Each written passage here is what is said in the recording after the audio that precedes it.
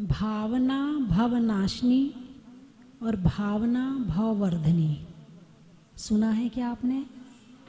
भावना भवनाशिनी, भावना भववर्धनी।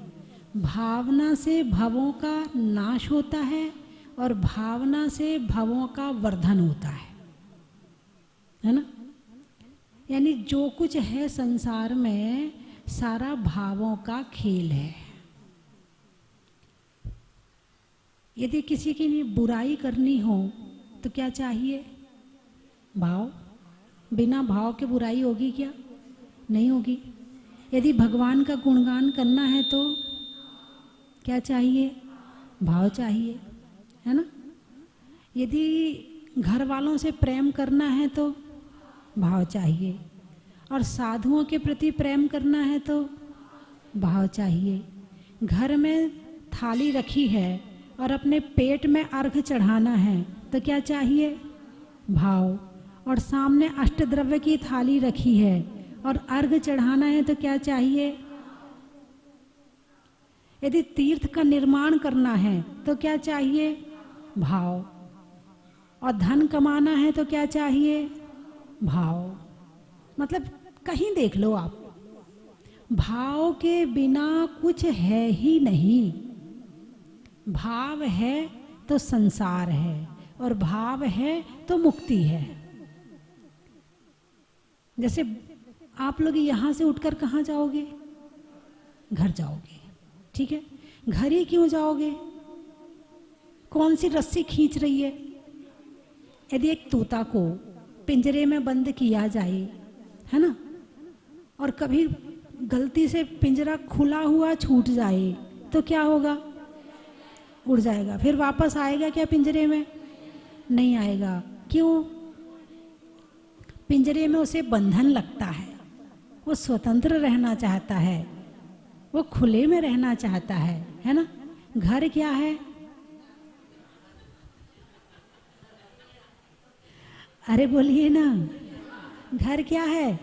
पिंजरा। और आपको वहां से निकाल के धक्का मार के भेजा, जाओ मंदिर जाओ, चलो प्रवचन सुन के आओ, घर में पड़े पड़े टीवी देखते रहते हो, चलो जाओ जाओ मंदिर में जाओ। आपको धक्का मार के भेजा, लौट के कहाँ जाओगे? एक होता है तोता और एक होता है कबूतर। दोनों को जानते हो ना, तोता और कबूतर। कबूतर के लिए जो दाना डालता ना, वो निकृष्ट अनाज, बाजरा, और तोते को हरी मिर्ची, काजू, किशमिश, दाग खाने को देता है, पिंजरा भी साफ करता है। और जो कबूतर का दड़वा होता ना, गंदा पड़ा रहता है। यदि तोता उड़ गया तो वापस नहीं आता, चाहे कितना अच्छा खाना दे दो। और कबूतर को कितने बार उड़ा दो, क्या समझे? किसकी तरह हो? तोते की जो तरह कभी तर ही जाएंगे, कबूतर की जो तरह कभी तर न पाएंगे। तोते की जो तरह कभी तर ही जाएंगे, कबूतर की जो तरह कभी तर न पाएंगे। यानी घर में रह कर के कबूतर की तरह है। कितना आपको घर से बाहर निकाल दें, जाओ चले जाओ माता जी के पास चली जाओ, जाओ दीक्षा ले लो, जाएगी नहीं। जाओ महाराज जी के पास चले जाओ, अरे 2-4 दिन के लिए तो बाहर घूम आया करो। नहीं, मेरा मन नहीं लगता कहीं, मैं तो यही रहूंगा। क्यों? ऐसा क्यों? ऐसा क्यों? अरे बोलिए ना, मोह के भाव। कौन से भाव? तुम्हें कौन नहीं निकलने दे रहा? मोह नहीं निकलने दे रहा। एक बार गणेश प्रसाद वर्णी जी का एक उदाहरण आता है कि उनके पास कोई आया, उसने कहा महाराज दीक्षा लेने का मन तो बहुत है, 100 नहीं 200% भाव है कि मैं दीक्षा लूं, लेकिन घर वाले नहीं निकलने देते। क्या कहा? घर वाले नहीं निकलने देते हैं। आप कुछ उपाय बताओ। बोले कल आना 9 बजे। कल 9 बजे आया, खिड़की खोल ली, दरवाजा की कुंडी लगा ली और गणेश प्रसाद जी खंबा पकड़ के खड़े हो गए। तो फिर वो जब खड़े हो गए, दरवाजा खटखटाया, नहीं खोला, तो उसने खिड़की से झांका। बोले वर्णी जी दरवाजा तो खोलो। बोले ये खंबा नहीं छोड़ रहा मुझे, कैसे खोलूं दरवाजा? बोले अरे वर्णी जी आप इतने ज्ञानी हो और आप कह रहे कि खंबे ने आपको पकड़ रखा है। आपने खंबा पकड़ रखा है, आप खंबा छोड़ो, छूट जाएगा। बोले बस यही तो तेरे को सिखा रहा हूं, घर वालों ने तुझे नहीं पकड़ा है, तूने घर वालों को पकड़ा है। तेरा मोह नहीं छूट रहा है, तेरे अंदर कमी है और नाम लेता है घर वालों का। ये उपवास नहीं करने देते, ये व्रत नहीं करने देते, ये पूजा नहीं करने देते। तुम्हारी दृढ़ता देखे तो सही। परीक्षा तो सबको देनी पड़ती है। शुरुआत में सब रोकेंगे, भाई अभी है, अभी यहाँ पर सुबह प्रवचन में आते हो, दोपहर की क्लास में आते हो, शाम की क्लास में आते हो, अभी 2-4 दिन आओगे ना तो घर में कुछ कुछ होने लगेगा। जब देखो तब मंदिर में बैठी रहती। तुम्हारा तो घर में टिकना होता ही नहीं है, तुम्हें तो मंदिर ही अच्छा लगता है। जाओ चली जाओ माता जी के साथ में। अरे बोलिए ना, शुरू हो गया बोलना? हो गया ना? हाँ, अब अभी तो ये पहली घंटी आई है, फिर दूसरी घंटी आएगी। तुम्हारा कोई काम है कि नहीं है? अपना कर्तव्य समझती हो कि नहीं कि घर में भी कुछ काम होते हैं, जबकि तुम सब करके आई हो, लेकिन घर में दिखना चाहिए। काम नहीं है घर में, काम तो सारा निपटा दिया है, लेकिन तुम्हारी उपस्थिति चाहिए। घर से बाहर नहीं निकल सकती। जब मैं नहीं जाऊंगा तो तुम कैसे चाहोगे? है तो अब दूसरी घंटी आएगी, फिर थोड़ी सी लड़ाई सी होगी, फिर तीसरी बार में और लड़ाई सी होगी। तुम फिर भी नहीं मानी तो क्या कहेंगे? जाने दो, ये तो मानती नहीं है। या तो तुम मान जाओ तो घर में बैठ जाओ, क्या? या तो तुम मान जाओ तो घर में बैठ जाओ, और तुम नहीं मानो तो वे मान जाएंगे, ये तो मानती नहीं, जाने दो। और छोड़ने वाले तो है नहीं, ये तो पक्का है, छोड़ने वाले तो है नहीं। कब तक नहीं छोड़ेंगे? जब तक तुम्हारे हाथ पांव चल रहे हैं, जब तक तुम घर का काम कर रहे हो। जिस दिन तुम घर का काम नहीं करोगे, जाओ माता जी के साथ चले जाओ, अब क्या काम है तुम्हारा घर में? बिल्कुल सही बता रही हूँ। यदि वृद्ध होने के बाद घर का काम ना हो तो वो वृद्ध भी भारी लगता है। और किसी महाराज के पास अरे हमारा तो बड़ा पुण्य का उदय, हमारे महाराज हमारे घर। बोलिए हाँ या ना? यानी जब तक काम हो तब तक घर वाले इज्जत भी देंगे, बात भी मानेंगे, सेवा भी करेंगे, केयर भी करेंगे, सब करेंगे। और जिस दिन तुम काम के नहीं रहोगे उस दिन तो कहेंगे हे भगवान। क्या? बिल्कुल सही बता रही, बहुत प्रैक्टिकल बात बता रही मैं आपको। घर में पूरा जीवन लगा देना, लेकिन जब तुम्हारे हाथ पांव नहीं चलेंगे ना तो यही घर वाले 4 बात सुना के खाना देंगे तुम्हें। एक चाय की गिलास देने में भी तुम्हें 2 बात सुननी पड़ेंगी। और तुमने क्या नहीं किया घर के लिए, अपना जीवन लगा दिया, अपना सब कुछ लगा दिया। ये संसार है, ये स्वार्थी है, लेकिन रहना भी यहीं पड़ेगा। रहो तो तोता बन के रहो, कबूतर बन के मत रहो। शरीर से घर में रहना पड़ रहा है, आत्मा को तो भगवान के चरणों में रखो। आत्मा से तो ध्यान, अध्ययन, मनन सब काम करते हुए भी क्या करना है? अपना मन में धर्म करना है। तुम्हें मंदिर जाने से तो रोक सकते ना, लेकिन मन में भगवान को याद कर रहे हो उससे तो नहीं रोक सकते ना। तुम मन में भक्तामर पाठ पढ़ रहे हो उससे तो नहीं रोक सकते ना। तुम्हारे को यदि घर में टीवी है, प्रवचन सुन रहे हो, सुनो, जा ही तो नहीं पा रहे ना, प्रवचन टीवी में तो सुन ही सकते हो ना। यानी तुम्हारे अंदर भाव होने चाहिए तो धर्म के सारे काम हो सकते हैं। बस वही बात, भावना भववर्धनी और भावना भवनाशनी। जितना घर से चिपकोगे तो संसार बढ़ेगा, और जितना घर से छूटोगे तो संसार घटेगा। घर छोड़ने की जरूरत नहीं है, भावों से छोड़ना है। अभी कल चर्चा आई थी, बोले यदि हमारी 10 साड़ी से ज्यादा ऊपर हो जाएंगी तो हम कौन से नरक में जाएंगे?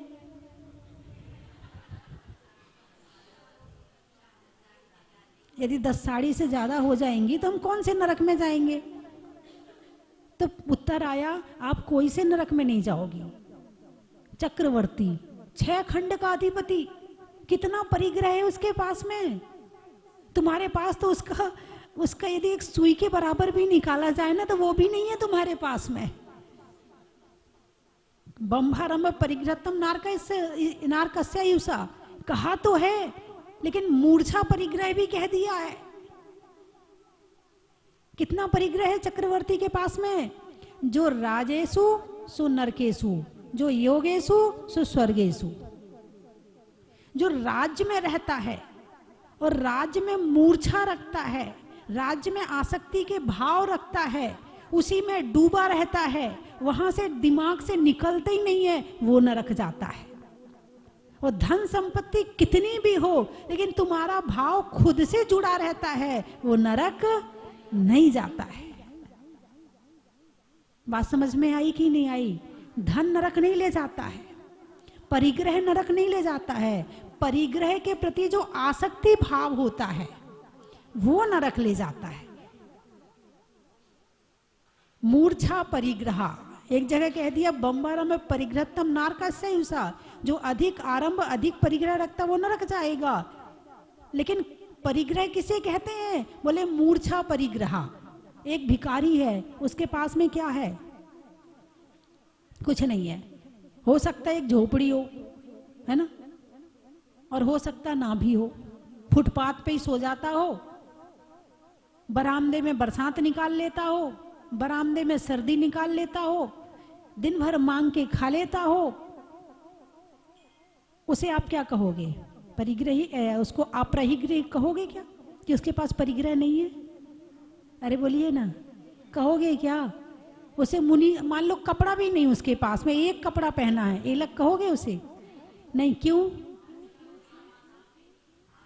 छोड़ना भावों से है, और उसने भावों से छोड़ा नहीं। वर्तमान में शरीर पे तो नहीं है, लेकिन भावों से छोड़ा भी नहीं है। लेकिन जिसने भावों से छोड़ दिया है वो त्यागी कहा जाएगा। एक के पास में सब कुछ है मगर छोड़ दिया, वो महान है। एक के पास में कुछ नहीं है और त्याग भी नहीं किया। अब पशु हैं, इनके पास कौन सा परिग्रह है? कौन सा मकान है? कौन सी दुकान है? कौन सी फैक्ट्री है? कौन सा व्यापार है? क्या है इनके पास में? पशुओं के पास कपड़े भी नहीं है पहनने के लिए, लेकिन क्या इनको त्यागी कहोगे? नहीं। त्यागी कौन है? जिसने भावों से त्याग किया है, संकल्प पूर्वक त्याग किया। मुनिराज बैठे हैं, संकल्प पूर्वक त्याग किया है कि मैं समस्त परिग्रह का त्याग करता हूं, वो कहलाएगा त्यागी। तो भाव से भावना भववर्धनी और भावना भवनाशनी। यानी जो कपड़े भी तुम पहने हो ना, और तुम ये समझ के पहनो कि मुझे तो पहनना पड़ रहा है, भाव तो मेरा है कि मैं तो मुनिराज बन जाऊं, तो उन कपड़ों का भी पाप नहीं लगेगा जो पहने हो उनका भी। सामायिक करने के लिए जब बैठता है एक श्रावक, और ये सोचकर बैठता है कि जैसे उपसर्ग जब किसी के ऊपर होता है और एक कपड़ा डाल दिया हो, और मुनिराज है, बैठे हैं, ध्यान कर रहे, सामायिक कर रहे, किसी ने लाके उनके ऊपर कपड़ा डाल दिया, तो जो श्रावक है वो ये सोच कर बैठता है मैं सामायिक कर रहा हूँ, मेरा समस्त परिग्रह का त्याग है, ये कपड़े तो मेरे उपसर्ग जैसे हैं, तो वो भी पता नहीं कितने कर्मों की निर्जरा कर लेता है। तो सारा खेल किसका है? भाव का, है ना। एक ऊंट था, एक सेठ जी थे राजस्थान के महाराज जी बैठे हुए हैं। सेठ जी थे, ऊंट लेकर यात्रा कर रहे थे। शाम को विश्राम का समय आया, सारे ऊंटों को, अब एक ऊंट के लिए रस्सी नहीं बची। क्या नहीं बची? रस्सी नहीं बची। अब रस्सी नहीं बची तो सेठ जी के पास गए, बोले सेठ जी एक रस्सी नहीं मिल रही है। तो बोले तो झूठ मूठ को बांध दे। बोले झूठ मूठ को कैसे बांध दो? बोले झूठ मूठ को, बोले वहाँ पे खूंटा गाड़ और उसमें ऐसी ऐसी रस्सी ऐसे ऐसे हाथ हिला देना, उसके गले में ऐसे ऐसे कर देना और उस समझना बांध दिया। वो बांध दिया, उसने कर दिया। अब सुबह हुई, सारे ऊँटों के खूंटे खोले गए, रस्सी खोली गई गले की, सबने चलना शुरू कर दिया। अब वो खड़ा ही ना हो, अब खड़ा भी कर दिया जैसे तैसे तो वो चले ना। फिर सेठ जी के पास गए, बोले सेठ जी वो ऊँट तो चल ही नहीं रहा है। बोले रस्सी खोली क्या? बोले उसके गले में रस्सी बांधी कहाँ थी? वो तो झूठ मूठ की बांधी थी। बोले झूठ मूठ को खोल। क्या कर? अब उस आदमी ने झूठ मूठ का वो खूंटा उखाड़ा, उसकी रस्सी खोली, उसके गले की रस्सी खोली, उसने चलना शुरू कर दिया। आपके गले में कौन सी रस्सी बंधी है? अरे बोलिए ना। और ऐसा ही रस्सी बंधी है। कोई साधु आ जाए तो मंदिर तक छोड़ आएंगे और कुछ होंगे तो दूसरे शहर तक छोड़ आएंगे। उसके बाद तो अच्छा महाराज जी हैं। एक राजा था, एक संत से बहुत प्रभावित हुआ। अब संत से प्रभावित हुआ तो उसने कहा महाराज यहाँ कहाँ जंगल में रहते हो, कुटिया में, चलो मेरे साथ महलों में रहना। संत बोला ठीक है, मुझे तो कहीं भी रहना, मुझे कोई फर्क नहीं पड़ता, कहीं रख लो मुझे। ठीक है, चला गया राजा के साथ महल में रहने के लिए। अब राजा प्रभावित था तो अच्छा अच्छा खाना खिलाता, सब काम करता। अब एक दिन राजा के मन में आया मैं भी महल में रहता हूँ, ये भी महल में रहता है, जो खाना मैं खाता हूँ वही खाना ये खाता है, इसमें और मेरे में कहाँ अंतर है? तो ये जाके बोल दिया उसने साधु से। बोले ठीक है, इसका उत्तर कल दूंगा। सुबह हुई तो महाराज ने कहा चलो जरा घूमने चलते हैं। तो अपना उन्होंने कमंडल जो भी उनके पास में था वो पकड़ा दिया। राजा से कहा चलो, चल दिए। 1 किलोमीटर गए, 2 किलोमीटर चले तो उसने कहा महाराज महल पीछे छूट गया। नहीं अभी थोड़ा और चलो। 4 किलोमीटर हो गया। बोले महाराज बहुत दूर आ गए। बोले नहीं थोड़ा और चलो। 8 किलोमीटर हो गया। बोले महाराज इससे आगे तो नहीं जाऊंगा। बोले क्यों, क्या हुआ? बोले महल बहुत पीछे छूट गया। बोले किसका महल, कैसा महल? मैं तो ये चला, महल तुम्हारा है, मेरा नहीं है। ये महल किसको याद आ रहा है? राजा को। किसको याद नहीं आ रहा है? सन्यासी को। यानी चाहे महल में रहें, चाहे वन में रहें, चाहे भवन में रहें, यदि चंपाबाग की धर्मशाला अच्छी है तो यहाँ रह लिए, थोड़ी कम अच्छी मिल गई तो उसमें भी रह लिए, उससे कम अच्छी मिल गई तो उससे उसमें भी रह लिए। एक शब्द है रहन सहन। क्या? रहन सहन। रहना है तो सहना है और नहीं सहना है तो नमो सिद्धारम। घरों में क्या है, बेटा ने कुछ कह दिया, पिताजी को बुरा लग गया, घर छोड़ के जाओगे? नहीं जाओगे। क्यों? रहना है तो सहना है ना। पत्नी ने कुछ कह दिया, घर छोड़ के जाओगे? नहीं जाओगे। क्यों? रहना है तो सहना है और नहीं रहना है तो छुट्टी, सहन तो करना ही पड़ेगा। संसार में, परिवार में तो रहन और सहन ये 2 शब्द यदि में से एक भी हट जाता है तो दोनों हट जाते हैं। आज वर्तमान में जो युवा पीढ़ी है वो सहन नहीं करती है तो रहती भी नहीं है। आजकल के बच्चे शादी करने तैयार नहीं होते। भाई क्यों नहीं करना शादी? हमसे नहीं सहा जाता, हम किसी के अंडर में नहीं रह सकते हैं।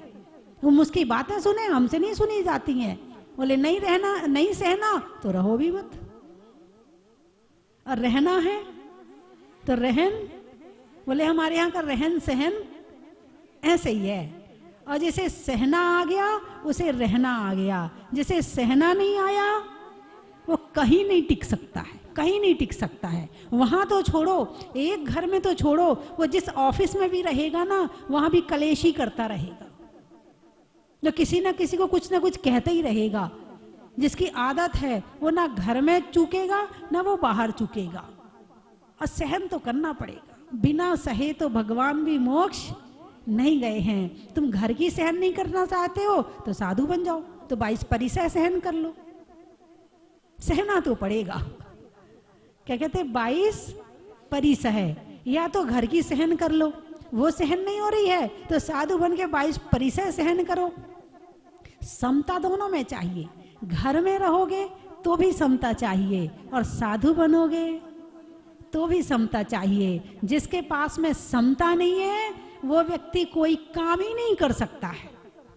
काम करने के लिए बहुत समता चाहिए। बिना समता के तो 1 मिनट में भाग जाएगा। दुकान में बैठा है, पिताजी ने कहा बेटा ये काम ऐसे नहीं ऐसे कर ले, समझ में नहीं आए, समझ में नहीं आता, ये नहीं ऐसे करना है, लो आ गया गुस्सा, जा रहा मैं तो नहीं बैठ रहा, तुम ही का चुल्ला लो दुकान है। अरे अच्छा पिताजी आपने कहा मैं समझ गया, अभी समझ में नहीं आया था, अच्छा पापा अब बिल्कुल समझ गया, अब ऐसे ही करूंगा। लो थोड़ा सा सहन किया, दुकान भी चल गई, पापा भी चल गए और सारा काम भी हो गया। समता। घर में बहू से कहा जरा बेटा इसमें तेल ना कम डाला कर, सब्जी में आजकल तेल बहुत ज्यादा होता, आ गया गुस्सा, मम्मी जी आप ही बना लो, मेरे से नहीं बनती, मैं तो इतने ही में बनाऊंगी। बोलिए घरों में है, और जाएगी फिर अपने कमरे में, ये सास तो मुझे तेल भी नहीं डालने देती सब्जी में। अब यही बात उसकी माँ यदि कहती तो किसी को फोन करती? नहीं करती। और सास ने कह दी तो, यानी सास की बात में समता नहीं है, माँ की बात में तो समता हो जाएगी, सास की बात में समता नहीं है। यदि सास को माँ जैसा समझ ले तो समता आ जाए। तो समता, सहनशीलता एक बहुत बड़ा गुण है। ये कहा जाता है नारी के अंदर सहनशीलता बहुत ज्यादा होती है, तभी गृहस्थी चलती है। और नारी के अंदर सहनशीलता ना हो तो घर बर्बाद हो जाए। जिसके घर की नारी में सहनशीलता नहीं होती है उनके बच्चे भी बिखर जाते हैं, उनका घर भी बिखर जाता है, उनका परिवार भी बिखर जाता है, पूरी ससुराल बिखर जाती है केवल एक नारी के कारण से, क्योंकि उसे अपनी सास की बात बुरी लग रही है। अब एक की बात बुरी लगने से अब वो अपने पति को कहेगी तो उसका दिमाग खराब, फिर सास बहू में होगी तो ससुर का दिमाग खराब। अब वो बहू घर में रह तो रही है लेकिन चेहरे पे खुशी और प्रसन्नता नहीं है, तो सारा परिवार शोक मग्न है, डूबा हुआ है, दुखी है। क्यों? क्योंकि मेरी बहू खुश नहीं है। एक खुश नहीं है तो पूरा घर दुखमय हो जाता है, और एक बहू खुशी खुशी रहती है तो पूरे घर में रौनक आ जाती है। उसके घर के बच्चे भी खिलखिलाते हैं, हंसते हैं, दादी दादा के पास जाते हैं, और यदि दादी दादा से नाराज हो जाए तो नहीं जाना, दादी के पास जा रहा, बैठ जा चुपचाप, यहाँ नहीं जाना, बिगाड़ देंगे ये तो तेरे को। क्या कहती है आजकल की बहुएं? हाँ मम्मी जी आप ऐसे मत किया करो, इससे ये मत कहा करो, ये मत बोला करो इससे। आजकल की बहुएं ऐसा करती नहीं करती? वो कहती है बेटा इसको यदि थोड़े से जुकाम हो गया है तो दूध में जायफल घोल के दे दे। तुम मुझे सिखाओगी बच्चे को कैसे पालना है, कैसे क्या करना? दिखा लूंगी मैं अपने आप डॉक्टर को। वो अपनी होशियारी बता बता के बच्चे का स्वास्थ्य खराब कर देती दवाई खिला खिला के। पहले दवाई नहीं खिलाते थे, जायफल घोल के दे दिया, जुकाम ठीक हो गया, है ना। इसी तरह से उसे हर तरह से रखना आता, अब रखना तो आता नहीं है। अब वो एक बच्चे को लेकर आए मेरे पास, गर्मी का यही अप्रैल का महीना था, मई का महीना, और उस बच्चे को खूब जुकाम, भयंकर जुकाम, बिल्कुल छोटा सा बच्चा था। तो मेरे पास लाए, बोले माता जी इसको ना बहुत जुकाम हो रहा है। तो मैंने कहा अच्छा, मैंने मौसम तो बहुत गर्म हो रहा है, जुकाम क्यों हो रहा है? मैंने कहा तुम इसे एसी में सुलाती हो? बोले मेरी ये बेटी नहीं मानती है, वो अपने पीहर आई हुई थी तो बोले ये मानती नहीं है, और जब इसको सुलाती है तो एसी फुल कर देती है, और उसके साथ बच्चे को बिल्कुल एसी की जहां हवा आ रही है वहां डाल देती है। और अब ये 3 महीने की लड़की कभी इसे मैंगो शेक पिलाएगी, कभी इसे बनाना शेक पिलाएगी, कभी कुछ खिलाएगी, ऐसा कि जुकाम और हो जाए। अब बताओ उसकी माता है या दुश्मन है? उसको सुख दे रही है, दुख दे रही है? बच्चों को ठंडी ज्यादा लगती है, छोटे बच्चों को, और गर्मी कम लगती है। ठंडी जल्दी पकड़ लेती है उनको। अब दिन भर उसे तुम एसी में सुलाओ, बच्चा बीमार हो जाएगा, उसके फेफड़े अभी से खराब हो जाएंगे सारे। और यदि सास मना कर रही है, मम्मी मना कर रही है, मानने वाली नहीं है। आपको क्या पता मम्मी ये जग जाएगा, एसी बंद मत करना। यदि बाई चांस उसकी माँ आके बंद करती है तो बेटी डांट रही है, मम्मी एसी बंद मत करना, उसकी नींद खुल जाएगी। बोलिए ऐसे ही हो रहा कि नहीं हो रहा? आजकल की लड़कियां अपने आप को इतना होशियार समझती हैं, इतना होशियार समझती हैं। मतलब होशियार होना और होशियार समझना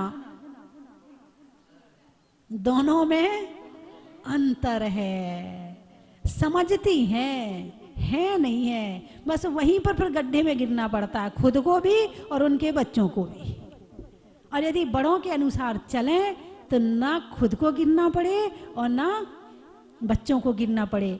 अब बहुएं हैं बार बार बाहर घूमने जाती, कहीं कहीं जा रही, कहीं कहीं जा रही, सास ने कहीं टोका तो कहीं रोना शुरू कर देती हैं, कहीं चिल्लाना शुरू कर देती हैं। अब बेचारी कहती चलो जो करना है सो करो, और जब फिर चोट पड़ती है तब याद आती है।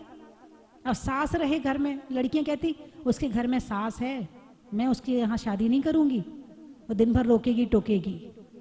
अरे लोग तो तरसते हैं जिनके माँ बाप नहीं होते हैं, वो इस बात के लिए तरसते हैं कि मुझे कोई रोकने टोकने वाला हो तो सही, मुझे कोई कुछ कहने वाला है तो सही, मुझे रास्ता बताने वाला है तो सही। और जिसके पास है वो कीमत नहीं करता है। जीवन में भावना भवनाशिनी और भावना भववर्धिनी, भावना पाप नाशनी और भावना पुण्य प्रकाशनी, दोनों बातें। भावना से धर्म और भावना से कर्म, है ना। माँ की चर्चा कल करूंगी। मैं 3 चीज बोलूंगी, आपको कहना बड़ा ही महत्व। रोटी में घी का, हरियाणा में जी का, और तीर्थों में समेश शिखर जी का,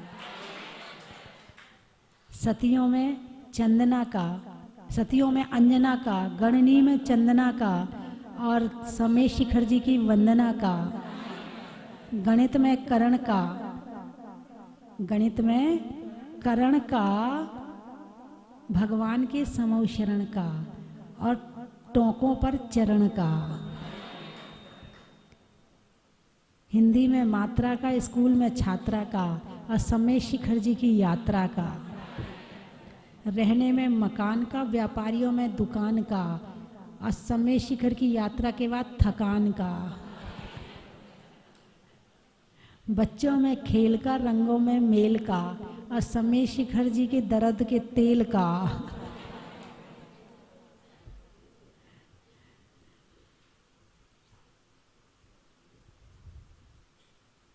और आप शब्द बोलिए। अनाज में दाने का, इनाम में पाने का, और महाराज जी के आज आने का। नदी में नाव का, मनुष्य के स्वभाव का, और सुधरने में भाव का। धर्म को बढ़ाने का। अच्छा, कमरे में कोने का, बीज में बोने का, और धर्म की परंपरा को आगे बढ़ाने का। में अच्छी मति का, और लेने में स्वानुभूति का। और बोलिए। समता, माँ में ममता का, काम करने में क्षमता का, और रखने में समता का।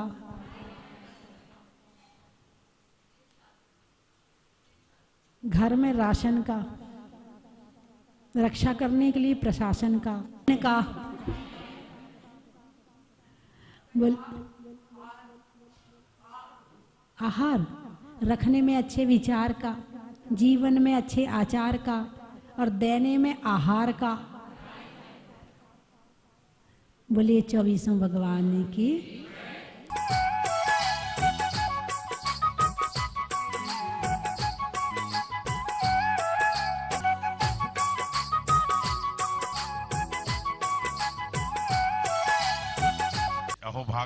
जो हम आज जहाजपुर में आए हैं, इसके पहले हम आए थे, भगवान जी उधर की साइड में विराजमान थे, मंदिर नहीं बना हुआ था और हमारा आज यहाँ आना हुआ।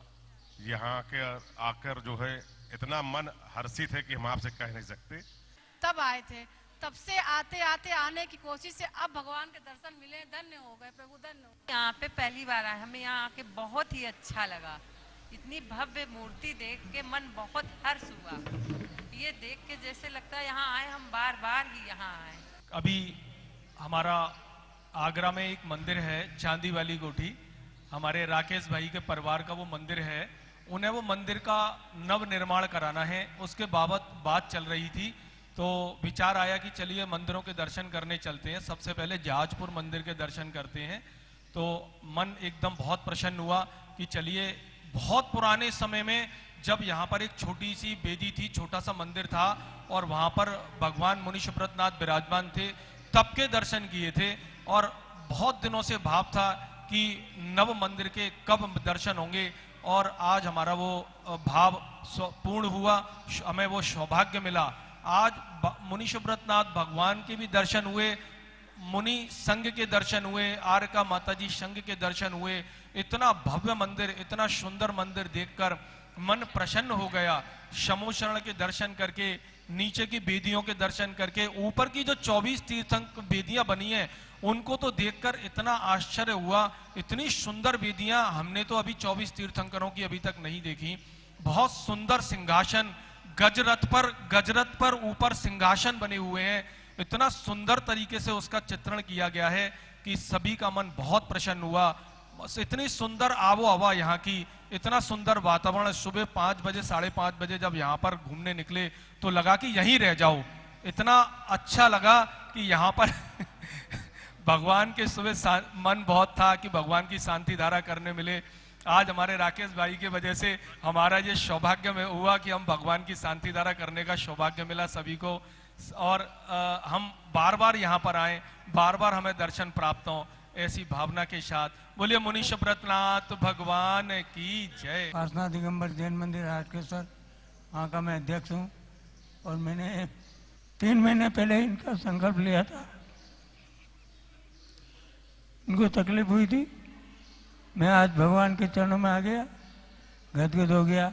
बार बार भगवान से प्रार्थना करता हूँ कि हमारा स्वास्थ्य बना रहे और वापस हम आवे, ऐसा हमारा आशीर्वाद।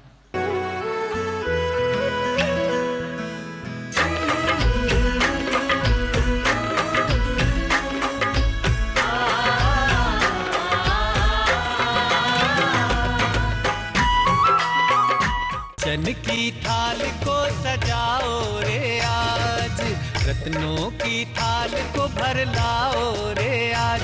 आओ आओ करे रे गुणगान आरती भगवन की।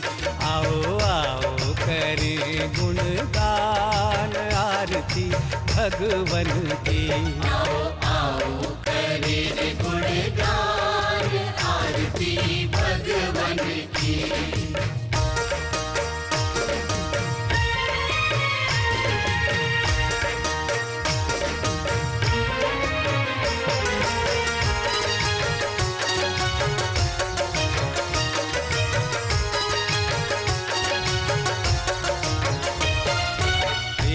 सुमित्र के राज दुलारे, माँ पद्मा जी के नैनों के तारे। पिता सुमित्र के राज दुलारे, माँ पद्मा जी के नैनों के तारे। राजगृही में जन्म लियो आप, राजगृही में जन्म लियो आप। आओ आओ मनाए खुशी आज आरती भगवन की। आओ आओ करें गुणगान आरती भगवन की। परम विदुषी लेखिका गणिनी आरिका रत्न श्री 105 स्वस्ति भूषण माता जी, जिन्होंने मात्र 20 वर्ष में 100 से भी अधिक किताबें लिखकर जैन समाज को अनूठा योगदान दिया है। बड़े बड़े विधान जैसे कल्पद्रुम महामंडल विधान, सिद्ध चक्र महामंडल विधान, इंद्रध्वज महामंडल विधान, एवं विशेष जनपद, पूजांजलि आदि महत्वपूर्ण साहित्य बहुत ही सरस, सरल व सुबोध शैली में लिखे हैं, जिसमें गद्य एवं पद्य साहित्य भी समाहित है। इन महान साहित्यों को पढ़कर आप भी अपने ज्ञान का विकास कर सकते हैं। साहित्य प्राप्त करने हेतु आज ही संपर्क करें। संपर्क सूत्र 7906062500 9868345768।